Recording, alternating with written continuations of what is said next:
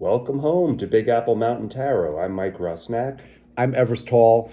Today we are very thrilled to talk to everybody about the Gemini full moon that's going to happen on December 15th. Wow, we got some big stuff to tell you. Yeah, this full moon is opening up what I call gateway season. It's the end of the year. It's the final full moon of the year. And then we move into 2025 and then a new lunar new year. Yes.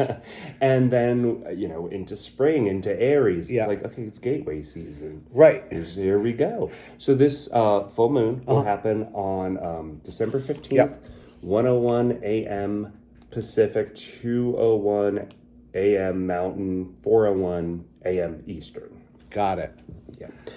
At the time of this full moon, we have 6 planets in mutable signs. So we will have Jupiter and the moon in Gemini, Mercury and the sun in Sagittarius, and then we have Saturn and Neptune in Pisces. Mutable, changeable, flexible, changeable, soft, squishy, chameleon-like, right?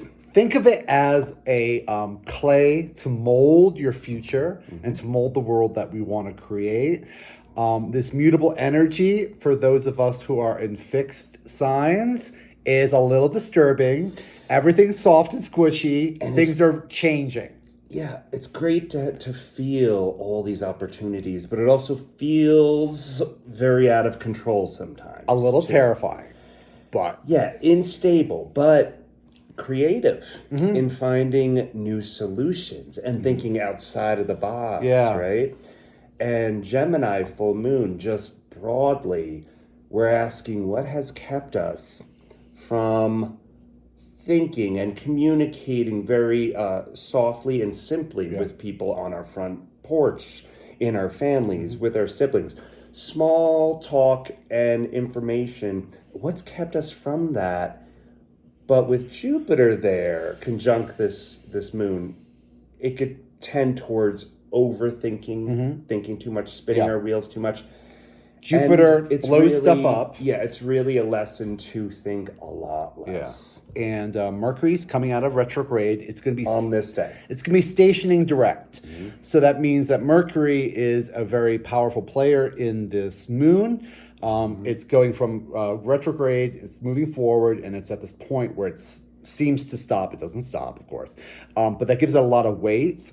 So that means that there's going to be a lot of want to kind of chatter and to talk and to gossip and kind of like intellectualize what's happening. But to nail down truth and facts and to find and to communicate about truth and facts. Which will be difficult to do with all this mutable, mushy, moldable energy to pin something down on a fact. Isn't going to happen right now. Things are really changing fast. There's been a lot of craziness that's happened in the news, in the world this past week. It's kind of mind-blowing. Look at what Pluto in Aquarius has done already. Just look at the horrors look being at Syria. Revealed. Yes. Underground secret jails in Syria. Horrific. It's like the worst of inhumanity. The unbelievable terror and darkness being literally excavated out of the earth is just shocking and horrible. And that's Pluto trine to Uranus. Pluto trine to Uranus. No. And Uranus, shock. And Uranus is in Taurus, Earth. Yeah. So Uranus and Taurus. No, that the jail stories gives me it's real just chills. Too disturbing, yeah. It's too disturbing. Back to to Mercury. Back to Mercury. Mercury will be going direct. Yeah. Mercury is also trining to Mars. So that's giving our initiation a little bit of oomph. Just a little bit of help from Mercury moving direct. Yes, there's been a lot of tectonic slippage lately, too. Okay, so... literal earthquakes, but earthquakes in the news, Yes. in the media, and in reality, in the earth. We've been watching a lot of geology videos and a lot of kind of global weather videos and sun weather videos. And there's a relationship that I'm seeing between the tectonic shift and how the tension is building up. And there's an earthquake in Nevada, there's an earthquake in California, and then there's a sudden slippage, and the shock. And then the aftershocks. Yeah, it's like moving through this year of incredible growth, right? Yeah. Wood Dragon year, incredible growth. Yeah. But then getting to the end of it, getting to November, and then feeling, oh my God, suddenly reality hits. Yeah. And then there's this massive mental or emotional upgrade that we have to hurdle through. Right. And it feels just like that. Like there's all this tension, suddenly it slips. And then we have to get square with reality really fast. Right. And, find your cat, find your loved ones, call everyone to make sure you're safe. It's like that kind of energy of whoa. And what a year it's been through. I just want to congratulate everyone. Wow. Everybody out there, my loved ones, my friends, really. Yes. Pat yourself on the back. We're almost done. We're never there. We're never there, but wow, and we're going to be talking about this really insane idea where not to intellectualize things, not to really concentrate on the words and the language in your mind, but to fall into your intuition. Yes. In your emotional space. Do not intellectualize it or put words onto it. The words are very limited. Language fails. It always fails, and it limits everything. But now, after we've gone through this big year and we've all done our homework and we've been individuated to a certain extent, and we can really kind of fall into what we believe. We're in Sagittarius. It's about beliefs. It's less about thought. Because, like you said, we use our brain, but our lizard brain is also often getting us to react. Yeah. React. Right. And then it just causes this ripple effect. Yes. And this is about dropping into our intuition, into our heart, and into our gut, which are, much more intelligent brains, if you will, than our actual brain. Sun is opposite the moon. Moon is conjunct Jupiter. So that's expanding our sense of mental activity. And that's also holding Neptune in an uncomfortable angle in a square. Neptune is fog and confusion. And for this full moon, there's the opportunity for secrets to be revealed, for people to get upset. There is that possibility. And it will happen. This is Neptune. But Neptune has been square to the galactic center at 27 degrees Sagittarius for a long time now. And that's drawing a lot of inspiration from the galactic center. Sag is about higher learning and faith and beliefs and trust and knowing that we are exactly where we're supposed to be right now. And just knowing that everything is going according to plan, good, bad, or ugly. Now, in order to, you got to believe there's a target. You got to have a target and believe it exists, and then have the faith and belief that your era will land there without needing to be intervened in some way, without carrying it and actually shoving it in there. There's a certain belief that there's a point in space that exists, and this T-square with Neptune is very interesting. Neptune is loosely conjunct the North Node. North Node gathering inspiration is going into Pisces. Yeah. North Node is mutable, limitless water, limitless kind of consciousness, spirituality, outer space stuff, UFOs, and it's drawing this information coming in from the galactic center. This is really kind of out there woo-woo stuff. But we're beginning to talk about this idea of feeling and intellectually feeling it. I was reading this book on telepathy that was from the 30s. And the book was talking about how telepathy is really an emotional communication. It's not a verbal from your brain to your brain coming out, but it's like a feeling that is transmuted We're going to be getting into that area, which is really exciting and kind of unknown, and I'm a little spazzing out about this concept. That's because you're a mental side. I know, I'm so mental. Like everything, it's like chatter. And then when you think mentality and thinking and intelligence, you're like there to do. Right. But you're not there to do, you're there to be done to. So drop more into your listening and your vision, your seeing. Right. Just witness and just listen. And practice that. Practice going beyond your old beliefs about yourself, your reactions, the past. Yeah. We're living in the present and we're making the future. Right. And often, when things are dramatic or just every day, we react from our past histories.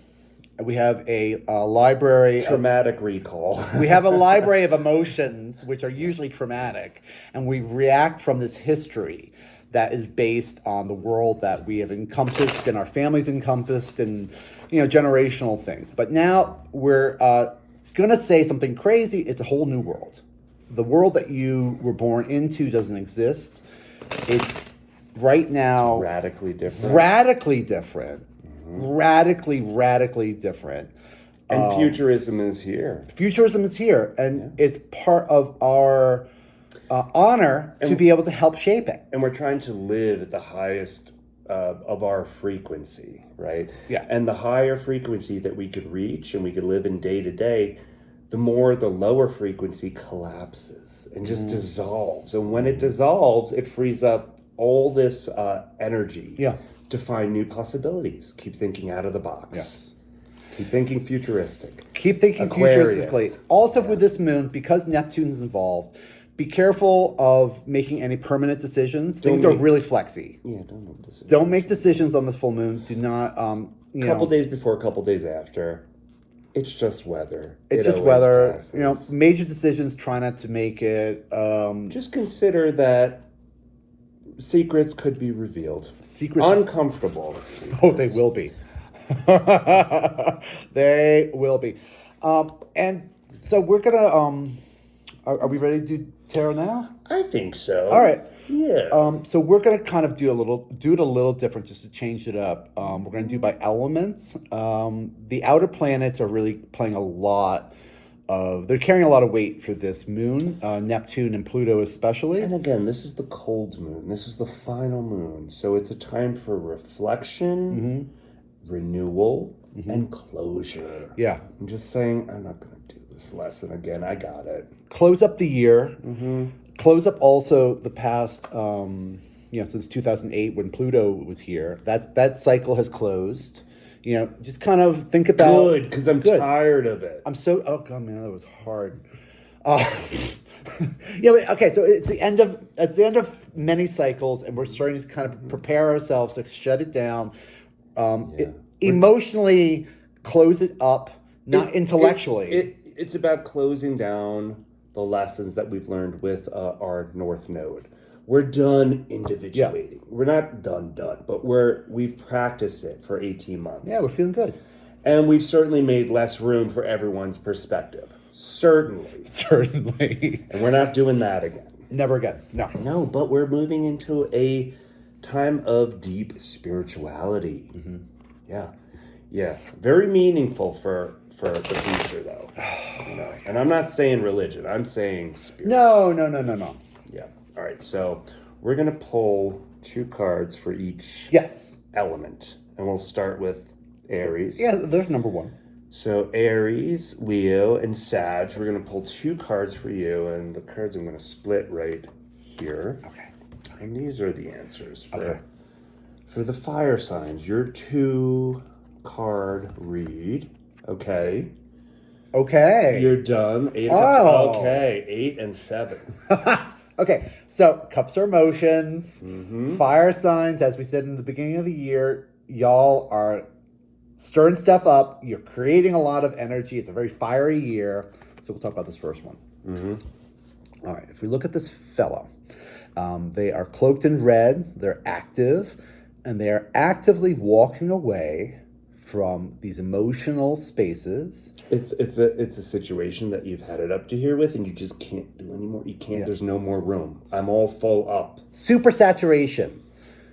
The salt. There's no more salt. You can't put any more salt in the water. It's super saturated, and it's time to move on. And actually, we had this card this week for the weekly poll, and we're going to kind of the walking up the hill to that source of the water, and why. This is about retrogrades. This is also about review and going back over old ground that you've already covered. Yeah. And looking to see if there's something that you've missed. And here's the part where you turn your crappy situation into gold. Right. And going, oh, wait, I had it all wrong. I've been suffering, but the suffering has led me to these pearls of wisdom, So that's what that's about. We have this fellow in shadow. A cloud has descended with all of these emotional promises and gifts and tributes, and we don't know what to make of this. It's a complete mixed bag. It's a total mixed bag. A little bit of everything. Yeah. There's a ghost, and there's like a snake, and there's all these things that symbols that could mean something to us personally, and this is individuation year, but not collectively. There could be a message that you've received that nobody understands why you're doing this, and you're kind of seeing through the fog. There could be a lot of a kind of, foggy understanding and emotional space. This is dropping into meditation, dropping into heart work, breath work. Right. Meditation, but looking for symbols and then connecting dots. Yeah. And going, oh my God, I just heard that word yesterday, and that means something, and connect those dots. Amazing. Yeah, once you open yourself up to the symbols, they start just flying. Yeah. And now, okay, so a little bit more about this card. It's happening during an eclipse. Yeah. Okay, so this is like an emotional eclipse happening because of these mysteries that you're being presented with. And now you're able to move forward in a real deeper way, and it's almost like they're moving to the ocean, to Pisces, kind of. Yeah, don't look for the whole explanation or the whole journey. Just look for that very next stepstone, Yeah. Okay. Patience. Patience. All right, Earth. Yeah, so Taurus and Virgo and Capricorn, we have... Beautiful. Mystery of mysteries. Yes, ancient. Oh, dang. Wisdom. Okay, we'll talk about. This is really exciting. The High Priestess, female pope.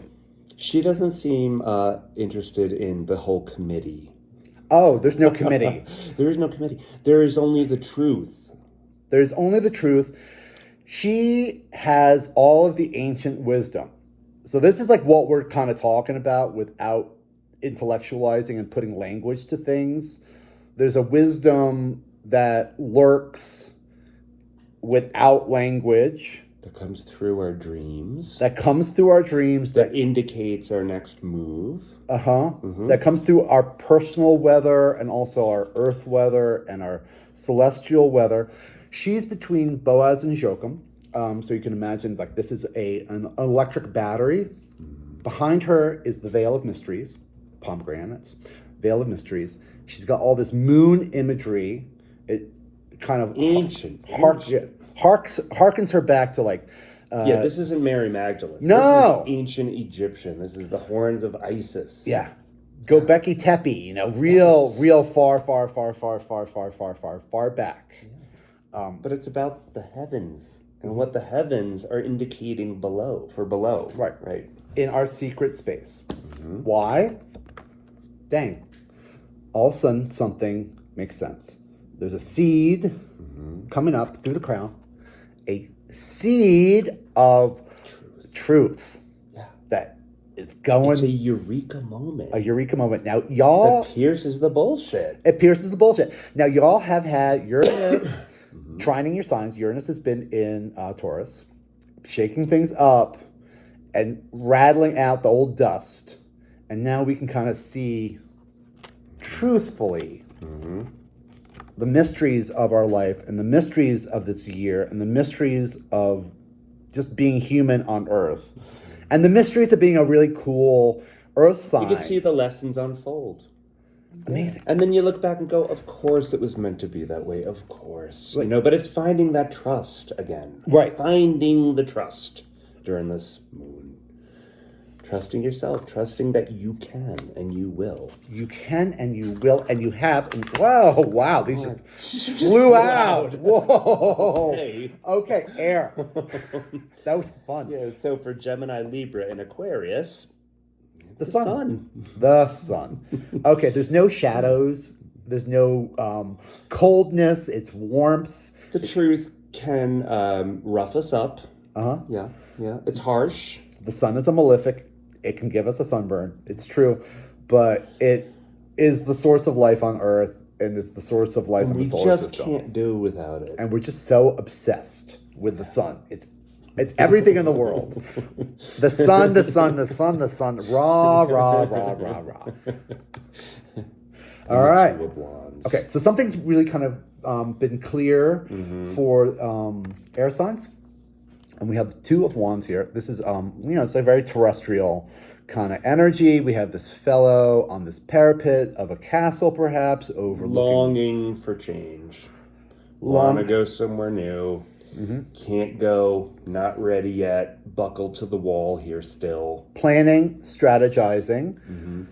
Usually this card's kind of about strategy, but it's also about, making choices of, one passion over the others. This could also be about taking on too much, taking on the whole burden of the world and trying to solve all the problems. Trying to be the director and the player and everything in the play. Yeah. All at once. Micromanaging the world and how it's really, So it's about... It holds you back. It's about loosening your control a little bit. Losing your intellectual control and sinking... Dropping into your heart. Your heart, your sun. Your heart, sun is Leo, which is, a big, not just a muscle, but it's a brain that pulsates and it gives us fluid and kind of gives us electromagnetic energy. It's about your sovereignty, though. You are the master of your own domain. Perhaps our terrestrial plans are falling and failing because of we're not trusting in our personal light. And we're not finding gratitude for our current situation. It's usually the thing that, you miss out on gratitude. Right. It sounds corny, make your gratitude list. It's just, you'll become so rich if you do that. Yeah. If instead of trying to micromanage the world and control it and waiting for things to be charitable and, the energy of this little boy on the horse is much different from this. Yeah, right? Yeah. The sun. Pure Okay. Youthful. Okay, and finally, water. So, Cancer and Scorpio and Pisces. Beautiful. These are amazing cards. Okay. Beautiful. All right, let's start with the Empress. Okay, we got... So, Venus is in Aquarius. Venus is trying to Jupiter. There's Venus. So, this is Venus through the holiday season.